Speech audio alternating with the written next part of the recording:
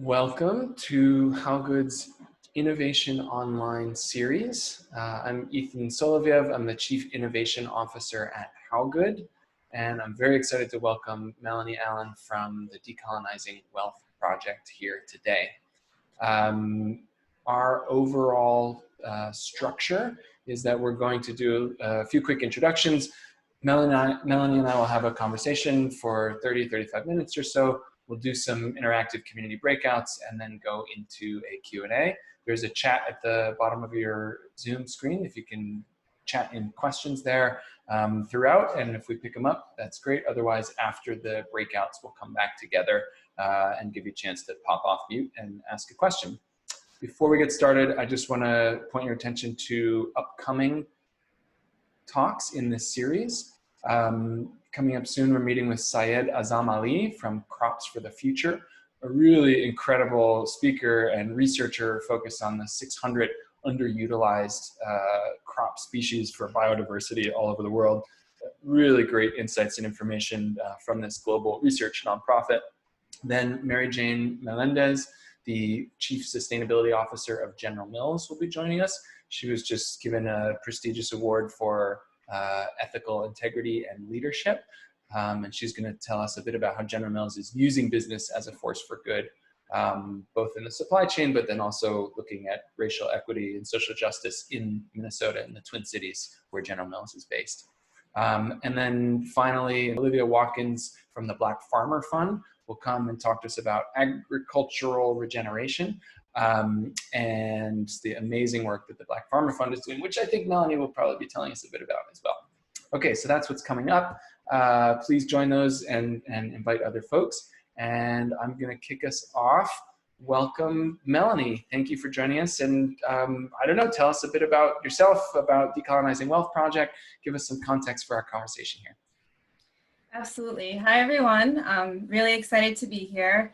When Ethan and I first started this conversation, it was over the summer, so there's been a lot of build up to this day. I use she, her pronouns, and I'm calling from Lenape Land, Brooklyn, New York, and I am the program manager for Decolonizing Wealth Project. A little history on Decolonizing Wealth Project, also called DWP, for those that may not be familiar.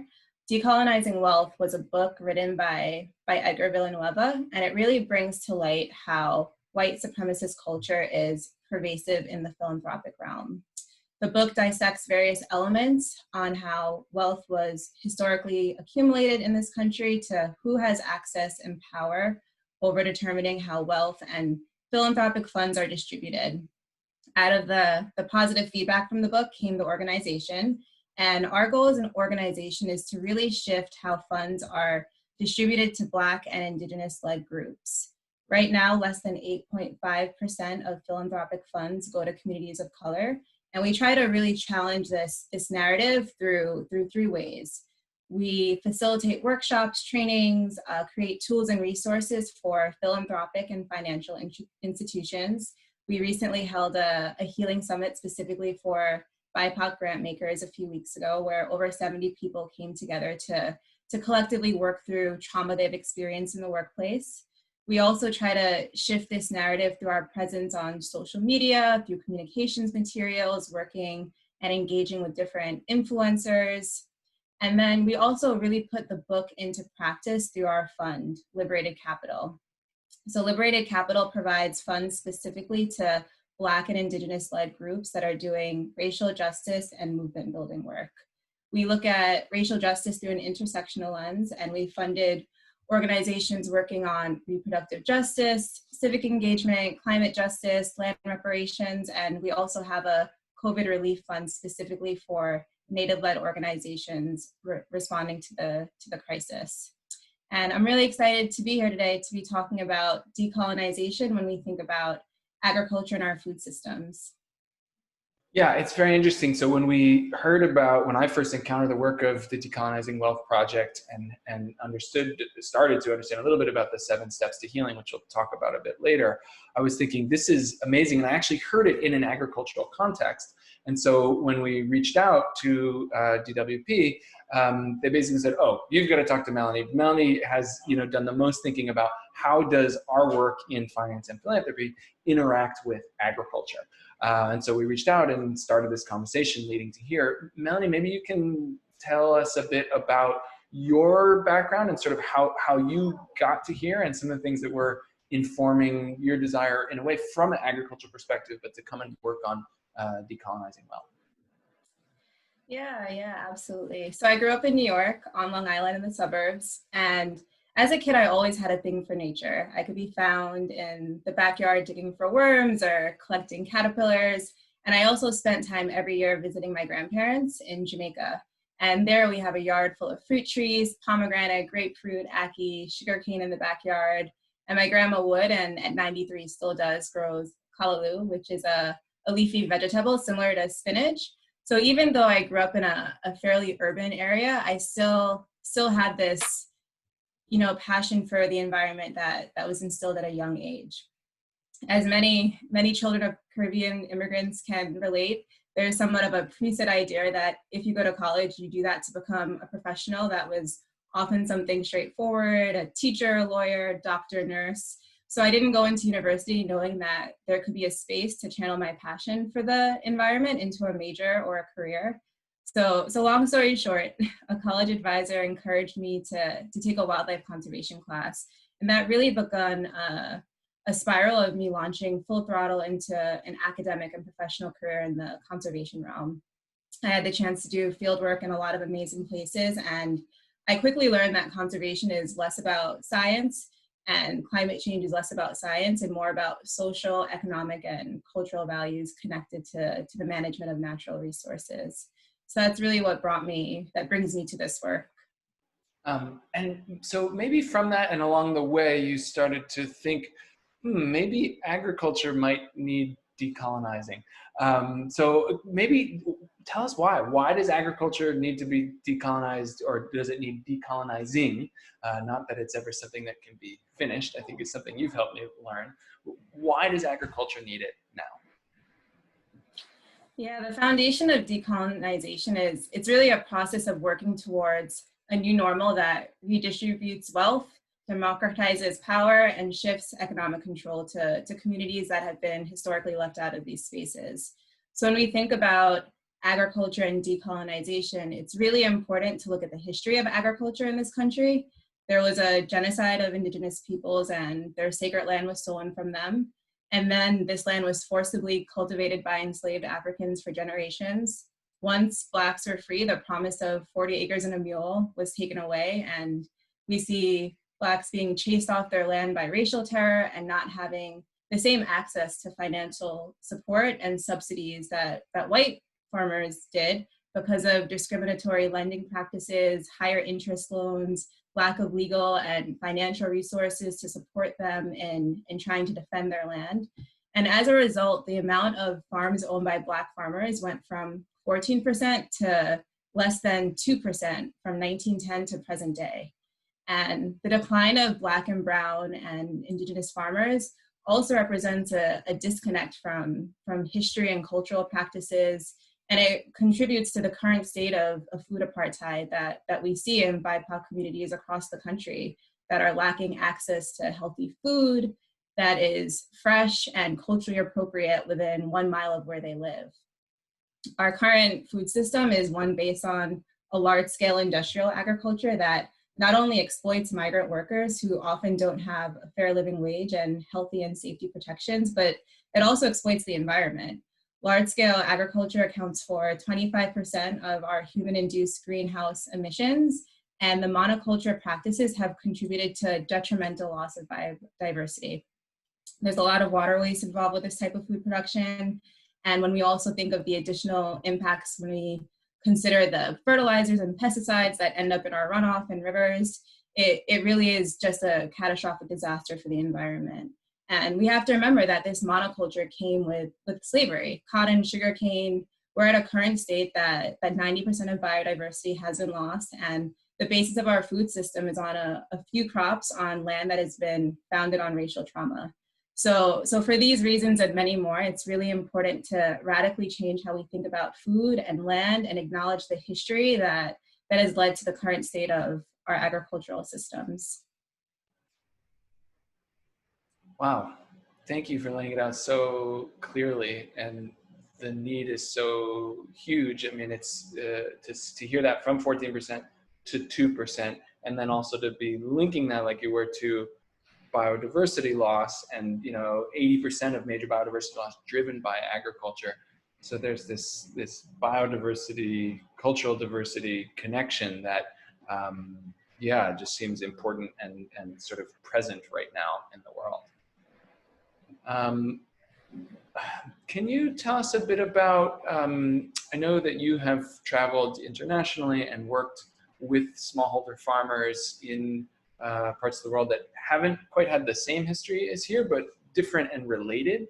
So yeah, I'm curious if you could tell us a bit about your story there that's kind of leading on this trail to thinking about decolonizing agriculture.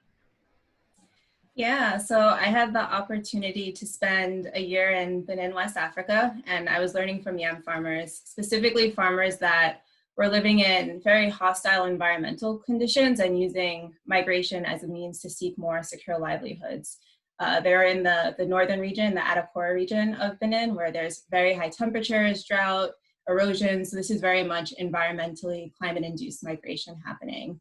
And these farmers are all doing the things that we hear about in regenerative agriculture: intercropping, rotational farming, planting fruit trees that sequester carbon. So even though they might not be using these technical terms, farmers have a very, very deep understanding of ecosystem management.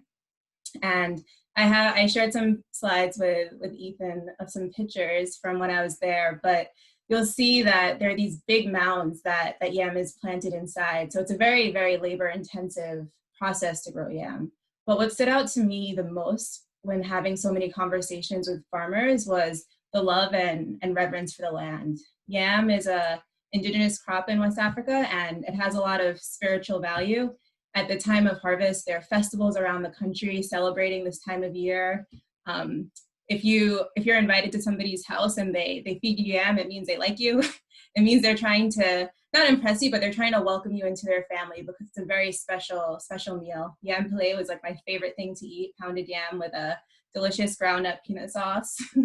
So most of the farmers I interviewed ended up gifting me yam after the interview, which, although was logistically challenging, was really reflective of how welcome I was into certain spaces.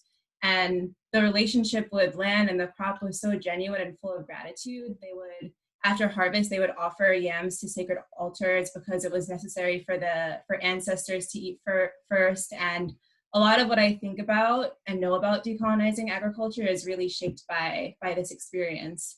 But something interesting that you mentioned about how the experience is different but similar, the impacts of colonization are still very much on the continent. I was also working on an organic farm in Benin that was started by a woman who grew up in the capital city. Her parents were doctors and sent her to university and grad school with the aspiration that she would become a doctor, and she decided that she wanted to go back to land that's been in her family for generations and learn how to grow food. And she would use a lot of terms similar to what we call like permaculture, agroecology, because these are methods that, although they originate from Africa, a lot of them have been lost with colonization. And something that really stood out to me was her desire and passion for growing vegetables and types of grains that were indigenous to West Africa that have been kind of lost in the diet. Rice, specifically a variety of rice from Asia, has replaced a lot of these grains like millet and sorghum and fonio that actually have a lot of nutritious value. So she was growing a lot of indigenous crops like moringa, trying to really revitalize some of these cultural norms that are starting to be lost because of the impacts of colonization. And a story that I'll always remember is, she was having an organic farm, so she wasn't using fertilizers or pesticides, which some farmers, need to use. And there was a farmer from the same area that would come and buy vegetables from her farm because he was using pesticides and he wasn't comfortable with his family eating them, but, had this pressure to to grow a lot of food so that he could like sell to a market. So there's kind of this disconnect where a lot of farmers are using practices that they might not necessarily feel connected or believe in, but they also have this urgency and strong economic need to also use them. Can I just ask a couple of questions about the photos? The one in the center with the gentleman pushing back and sort of revealing the yam. What's happening there? Is this a longer term storage? Is just this after they've harvested and it's going for sale? What is this? Exactly, yeah. So that's kind of one of the storage facilities for yam, because you want to protect it from the sun. You also want to protect it from, rodents or any kind of insects that might get in there. So they cover it in these massive kind of like huts made out of different foliage and hay. Amazing. And then on the left, these are folks who are have just harvested, or what's? Yeah, so they were teaching me how to plant the yam. So yam is a tuber, so you have like a little piece of, from the main crop that you plant back into the ground. Got it. Yeah. And so, I mean, it's beautiful, the juxtaposition you're making between some connection to the intact indigenous lifeways and agricultural ways in Benin, and yet the effects of colonization there.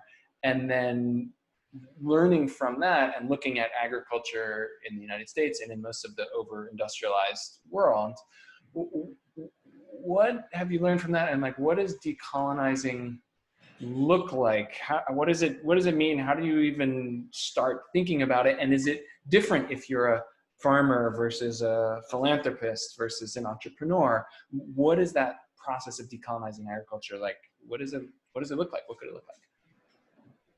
Yeah, so decolonization is really a process of healing from trauma, and it's a mind shift, recognizing the pain caused by wealth accumulated in the first place, looking at all the people that were involved in that, the backs of indigenous people, slaves, low-wage workers, communities of color, recognizing, grieving, apologizing, and then recognizing that those excluded and exploited also have the knowledge and wisdom to fix it. So how do we actively recreate systems that center those that were marginalized in the center of decision making, in the center of having power and ownership? And in the book, Edgar really describes this as a circular process, because some of the steps might need to be revisited or repeated, and it has different meanings for different actors. And I think when we talk about the actual 7 steps of healing and decolonizing, I can go into a little bit more detail. But something that really stood out to me when I was in Benin, and that I'm also seeing in the US as a parallel, is this interest from young folks that want to return to the land.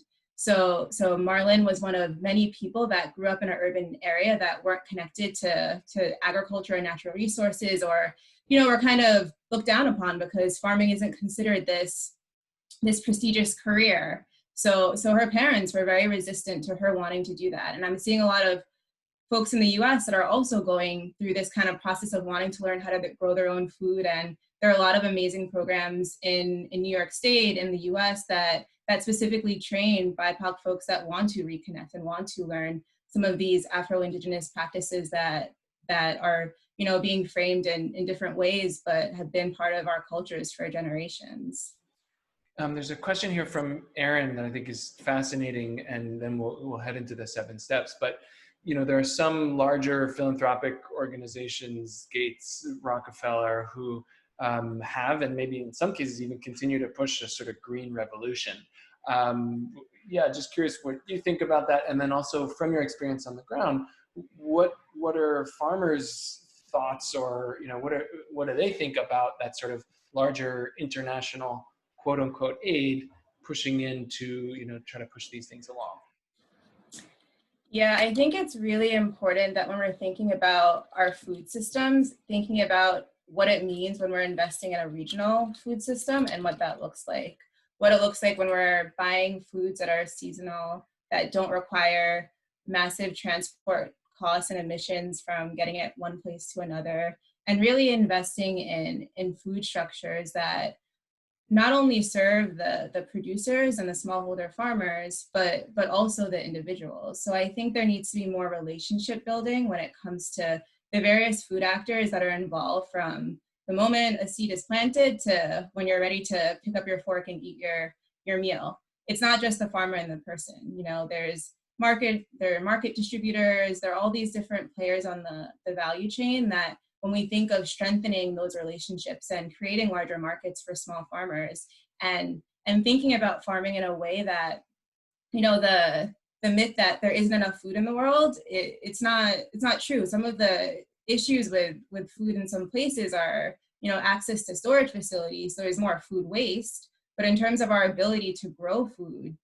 it's still there. There's more than enough food in the world. It's just the way that we're doing it. And when we think of some of the harmful effects of the Green Revolution and pesticides and fertilizers, maybe you're able to create something very fast. But when we're looking at monocultures and what that does to biodiversity and what it does long term to the environment in terms of erosion and, you know, not having the same type of carbon sequestration that comes from, you know, intercropping and rotational and understanding that balance, there's a lot lost in the sake of trying to grow food fast.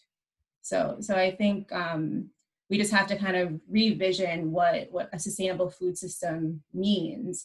And that's not one that just produces, but it's also one that values the different actors in that system and gives them ownership and power and autonomy and the resources. Yeah, awesome. And maybe that's a great segue into what are these 7 steps of decolonizing, of healing, and yeah, just talk us through those a little bit so we can start to get the picture. Yeah, so the 7 steps of healing really is a way to put into practice a lot of the theory and kind of history that Edgar has outlined in the book. So the first step is grieving, and this happens for those that are colonized, for them to be able to grieve the people, the culture, the lands that have been lost and ripped from them, and then also for settlers to grapple with the messiness of white privilege. And there's also this element of what Edgar calls the colonizer virus, which really is internalized oppression that we all in some ways are infected by.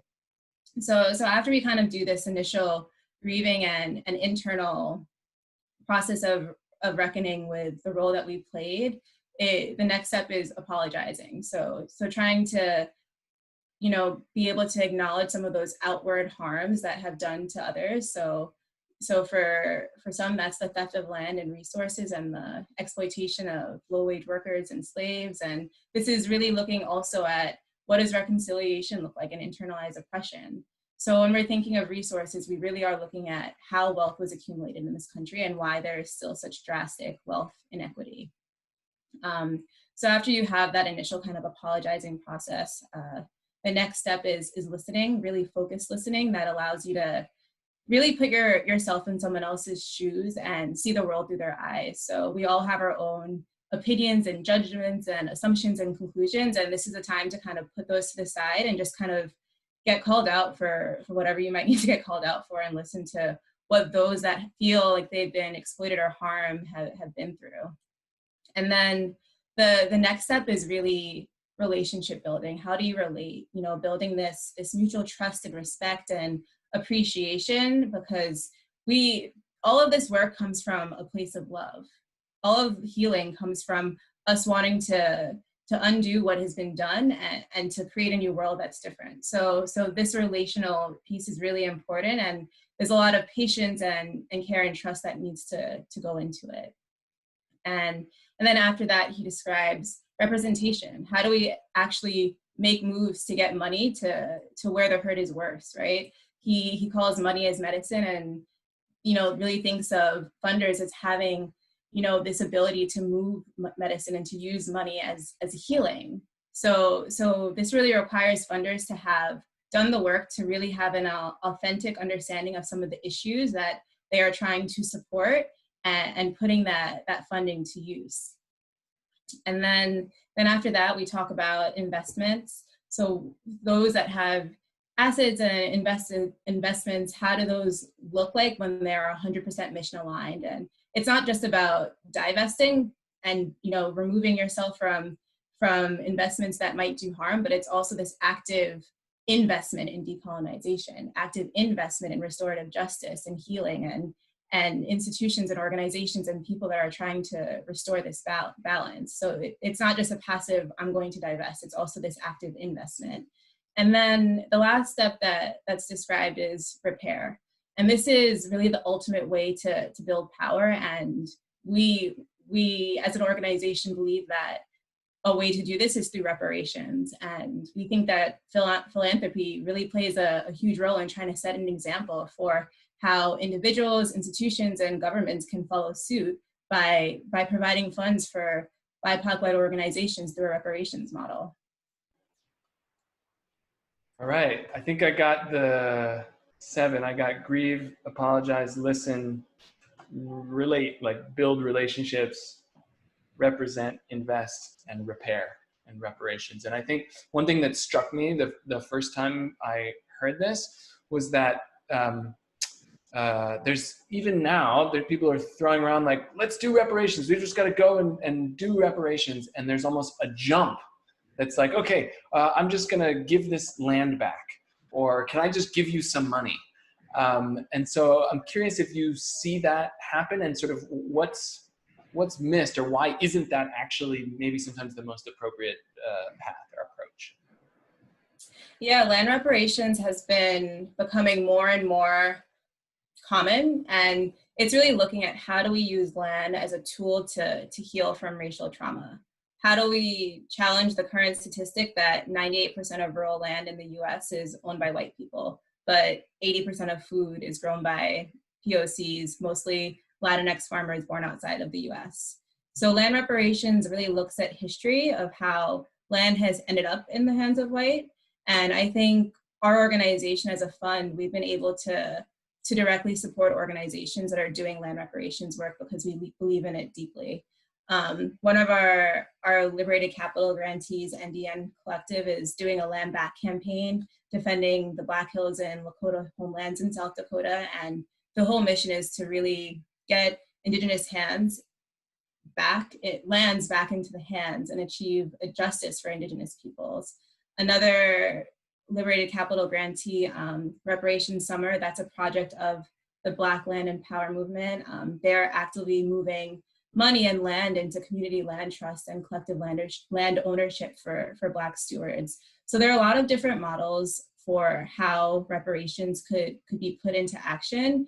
And this is one of the main ways that Liberated Capital, our grant making fund for Decolonizing Wealth Project does this. We provide funds in an unrestricted, untethered way. So when we give an organization a grant, we trust that they know best how to use those funds. We don't need to, dictate if that goes to operational costs or for a specific project, because they're the ones that are responding to the needs on the ground.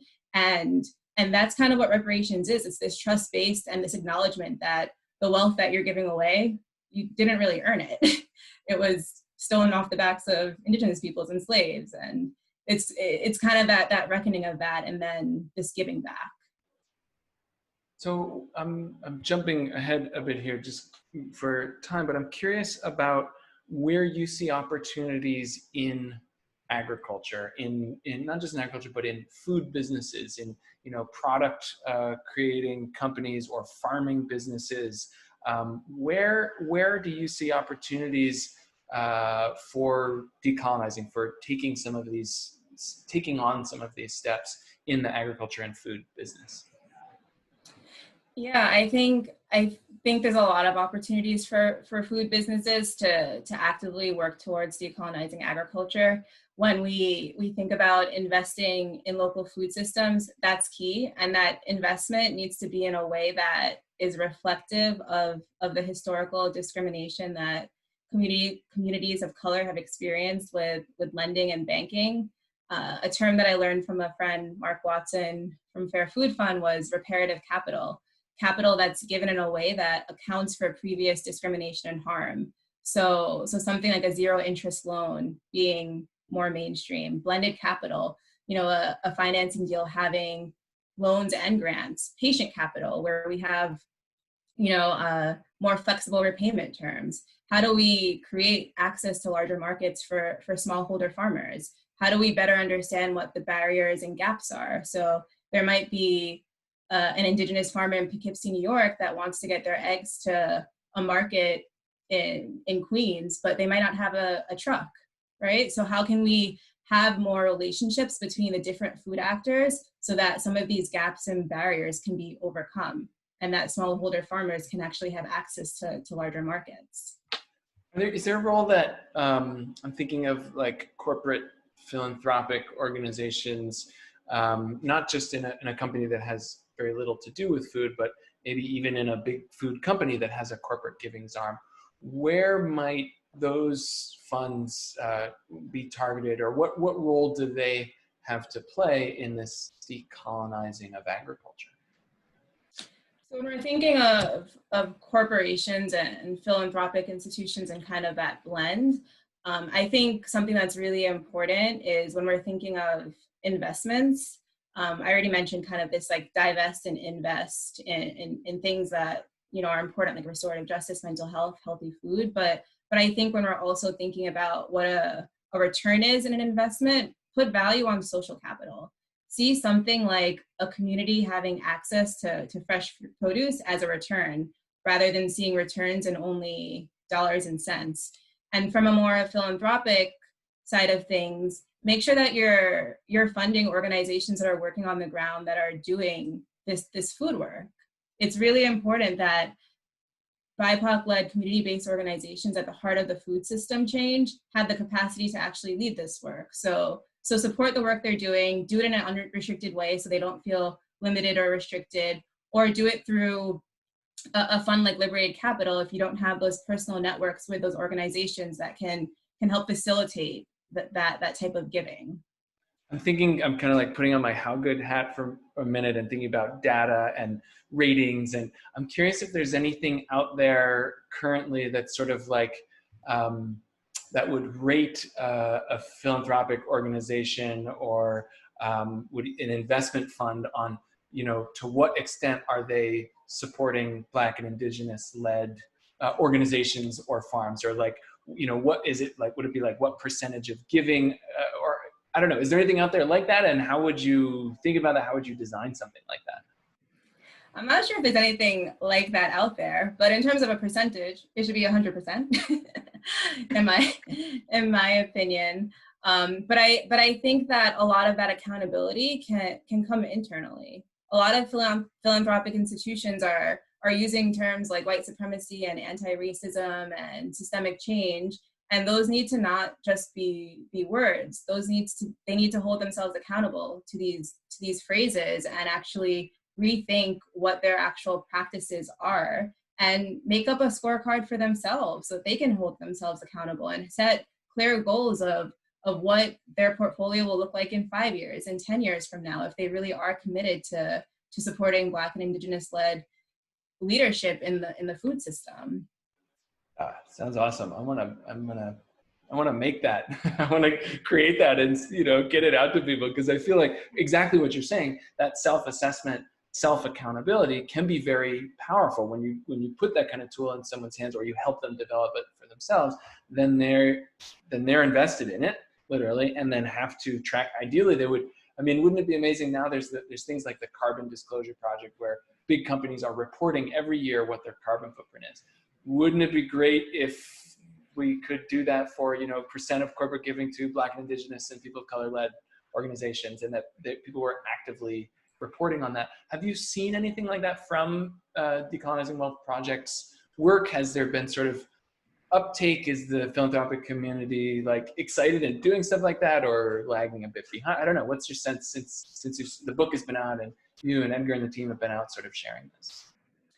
Yeah, the world of philanthropy has really responded positively to the book. The book has directly promoted lots of foundations to distribute millions of new dollars specifically for people of color-led organizations. We've been invited into somewhat conservative spaces where the thought about talking about reparations was never on the table before the book. We've directly facilitated workshops for philanthropic institutions that want to actually map out tangible steps to decolonizing their culture and practices and giving. And overall, I think it's been received very well. I mentioned that we approach this this work with love. So it's not really about blaming and saying you should be doing this, but it's inviting others into a space of recognition and healing. So you can certainly type questions into the chat, or there is like a little raise your hand thing you can do if you want to raise your hand, and we'll take you off mute and ask a question. I'm going to start with a question that was asked a little bit ago from Ben that was asking about a particular example in Rwanda where NGOs were trying to push like an orange flesh sweet potato to address vitamin A deficiencies, but the locals maybe weren't into it so much. So just, yeah, curious if you want to comment at all or add anything on that. And then, yes, we'd welcome more questions from the group. Yeah. So before I got into more of a philanthropic role, I was working in international development, and I saw a lot of projects like this that were trying to introduce something because of a specific deficiency. And something that I want to lift up is that when I was in Benin, Ghana, and Burkina Faso, the food that you find in markets in the capital are different from the foods that you find in markets in more rural areas, in more isolated areas. So I think there are a lot of indigenous fruits and vegetables that have these incredible nutritious values that have just kind of been phased out of diets. And that, again, is an impact of colonization and, open markets introducing new types of foods. When I was in Calavi, in one of the big cities in Benin, most people eat baguettes for breakfast, and that's straight from France. But then when you're in a more isolated area, you have different kind of porridges that are made from grains and sorghum and millet that are a lot more filling and have a lot of nutritious value. So I could understand that maybe some of the resistance to now trying to incorporate a new crop might not have been received if there wasn't local buy-in, and if it's not something that's already part of some of the traditional meals being eaten. And I just think it's important for development and interventions to really look at what's already existing or what was existing but has been lost, and how to really uplift those. Totally. It's kind of like they're coming in and being like, all right, we've destroyed your economic and agricultural systems. Now we're also going to try to get you to eat this. It's a little like, no way, let's go back to the indigenous foods. Actually, an image came to mind as you were talking there that's almost like it's a reverse of colonization. Some of the crops you mentioned earlier, like a fonio, we did an amazing talk, or I didn't do the talk, Chef Pierre Thiam, who's introducing fonio through his company Yolele, and kind of like it's huge and growing in the US market, but he's bringing back this indigenous West African crop. And sort of, it's not quite colonization, but it's going in the reverse direction to increase biodiversity, which I love. Mm-hmm. There's a question here from Aaron, interested in how you think about the role of cooperatives in building wealth and keeping wealth within communities. I think cooperatives are amazing.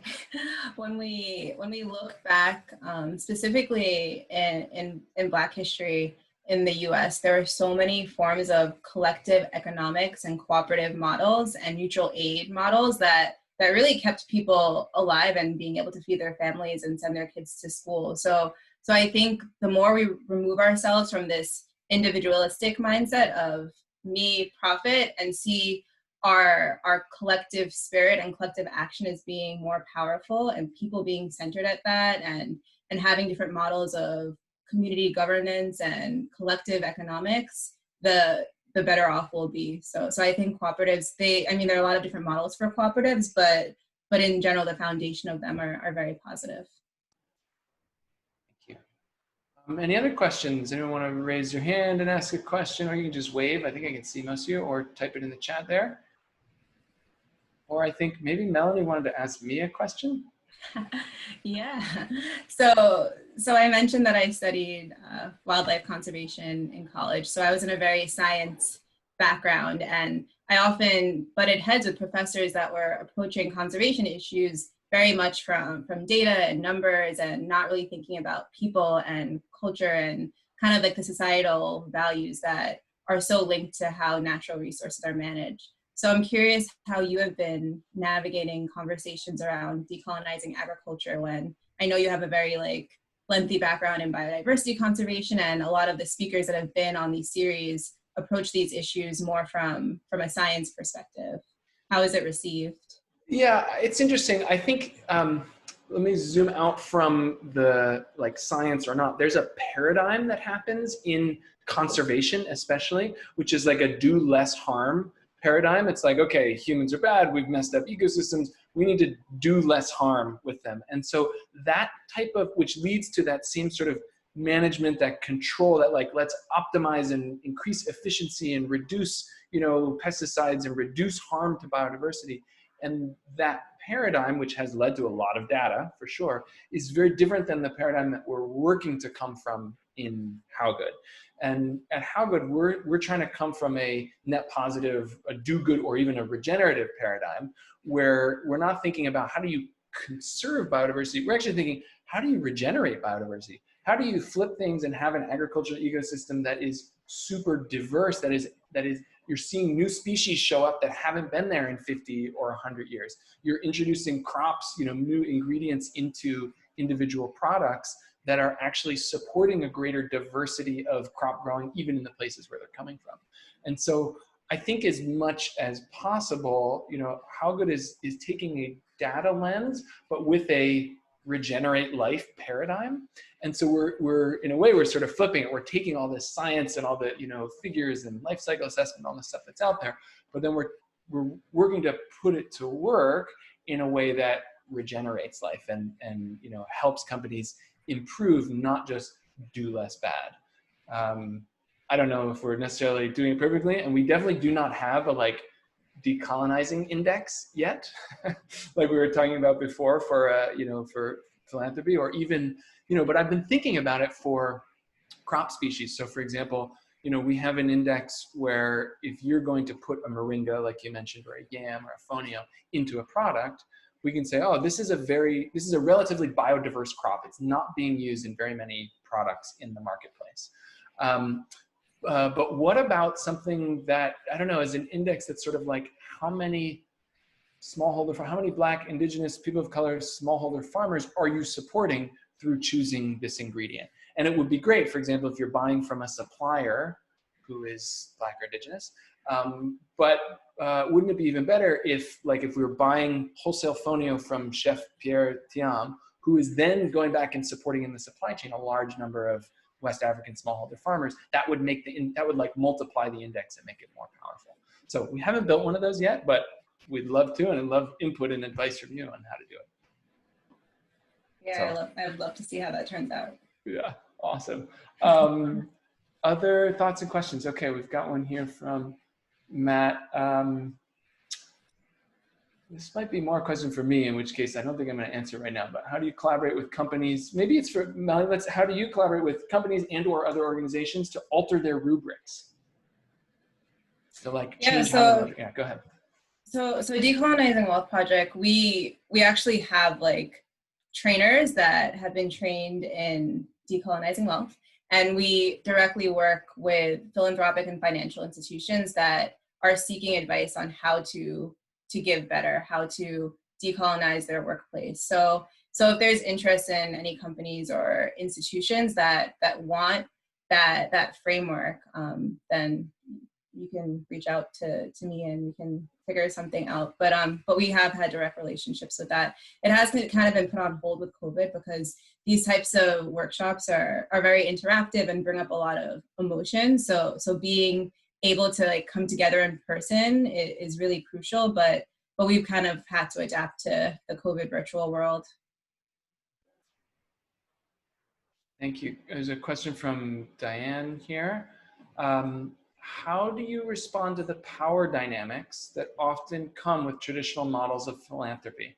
So, in other words, how do we rid the oppressive pattern of the wealthy kindly giving to the needy? It's hard. It's hard. This whole white savior complex is real, and it comes up a lot. And I think one of the reasons why we really center healing, it's because it's not this, I'm doing this to be good. It's more recognizing that the wealth that you have and the position that you are in, whether it's high in your workplace or something, you might not have earned that, and recognizing that there might be harm that you need to be more aware of and to unpack to get to that place. So when you're giving, you're not giving because it makes you feel good. You're giving because it's the right thing to do. It's because it's money and resources that have been historically underfunded for BIPOC-led organizations. When we look at stats like this, 8.5% of philanthropic funds going to communities of color, like how do we even get to that point? How did we get to that point is the question that we are trying to help people unpack and then also drastically shift. Thank you. I've got another question here, which is around something that, at least ostensibly, this series that we're doing is about, which is around regenerative agriculture and biodiversity. And so, yeah, I'm just curious how you see, like, from this perspective of decolonizing and healing, I don't know, what should we be carrying, those of us who are interested in regenerative agriculture, what should we be carrying from this decolonizing healing perspective into work on regenerative ag? I think one of the most important things to think about when we are using terms like regenerative agriculture, agroecology, permaculture, organic farming, these are all really just fancy ways to describe the ways that Black and Indigenous folks have been growing food and have been in connection and stewardship with the land before colonization. So I think that acknowledgement is important. From a climate perspective, these practices have huge environmental benefits, and we're thinking about carbon sequestration, nitrogen fixation, thinking about soil health, natural pest management, understanding the different dynamics between different crops and doing intercropping and rotational cropping and grazing, like incredible climate benefits. But I think part of the healing needs to be kind of this ownership that these are not new techniques. These are ways that folks have been growing food for generations and generations. And the reason there's a small number of Black and Native farmers in the US, it's not because we don't like the environment or we don't care about food, it's because of this forced separation from the land. And then when we think about how do we overcome that, we do that through investing, we do that through land reparations, we do that by creating spaces for people that have been left out of these spaces to actually have power and decision making and collective governance. So I think when we're thinking of regenerative agriculture and trying to bring it back to biodiversity, we need to really steer away from this monoculture and industrial ag that has played a big role in the biodiversity loss that we see today. Thank you. Any last questions from the group? I've got one more here to kind of wrap us up, but if there's any last ones, you can raise your hand or type it in. Melanie, what are your kind of closing thoughts, reflections on this realm, and or what would you recommend we do? What would you kind of give us as call to actions for us as individuals? How can we help and support the work you and Decolonizing Wealth Project are doing? Yeah, the good thing about food is that everybody is part of the food system. Whether you're a funder, an individual, it's really important to redefine what your relationship with food and agriculture looks like. Making land acknowledgements part of your practice, and not just saying what land you're on, but actually doing the research to learn the history that we have not been taught. 27 states in the US don't have any mention of Native Americans in their history curriculum for K-12.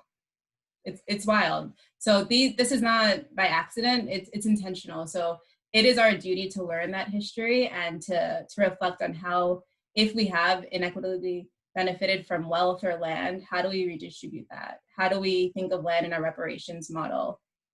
So I think that is one call to action for everybody, redefining that relationship with food and ag and acknowledging the history.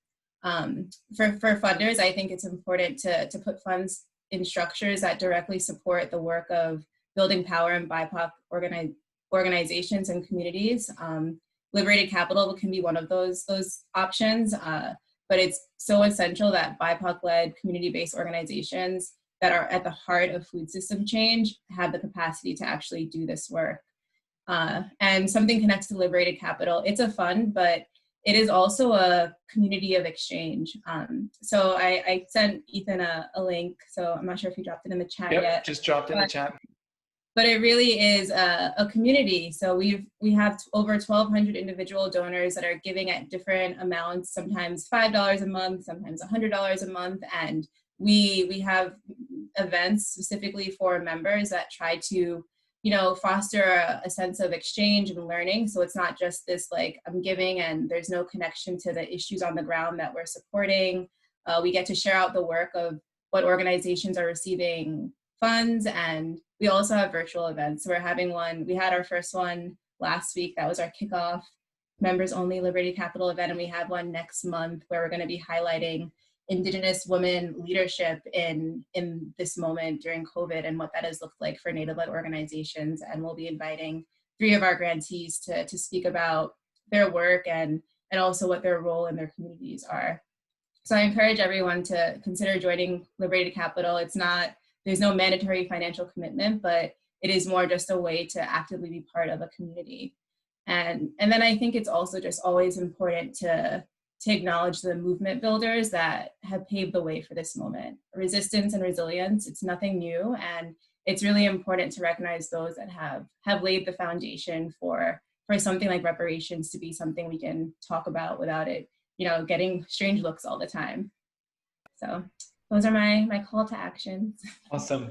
Thank you so much. It's been amazing to have you and hear your thinking. And I'm really looking forward to how good and the rest of us who are here continuing this journey towards decolonizing and healing. Thank you so much, Melanie. Thank you for hosting us. Yeah, we'll see you all again on the next one. Bye.